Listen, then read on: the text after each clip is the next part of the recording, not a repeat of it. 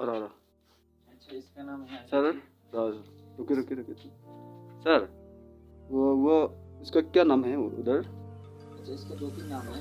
हाँ। एक तो इसको बुखारी बोलते हैं, हाँ एक तो इसको अंगीठी बोलते हैं, हाँ और आपका लकड़ी यहाँ पे डालते हैं, ये जो दिखाई दे रहा है ना, यहाँ से डालते हैं इनको, हाँ और वहाँ से तेल वगैरह डालते हैं, हाँ तेल वगैरह डालते हैं।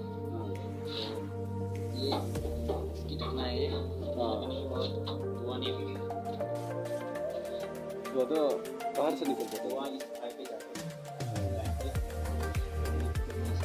हाँ हाँ থেংক ইউ ছাৰ।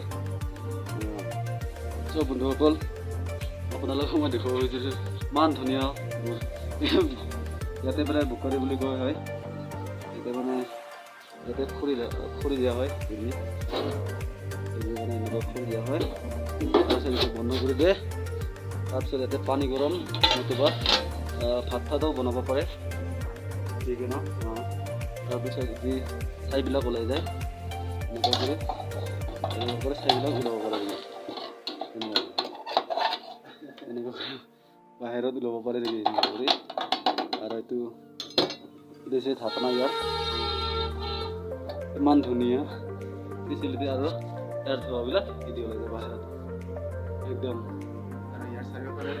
আৰু ইয়াৰ চাৰিওফালে মানুহবিলাকে বহি কিনে পুৰা ধুনীয়া গৰম গৰম মানে আন্দাজ লৈ থাকিব পাৰে, মানে একো ডিষ্টাৰ্ব নহয়।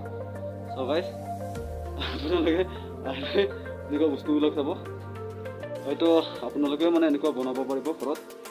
চ' গাইজ আপোনালোকে চাই থাকক এনেকুৱা বস্তু।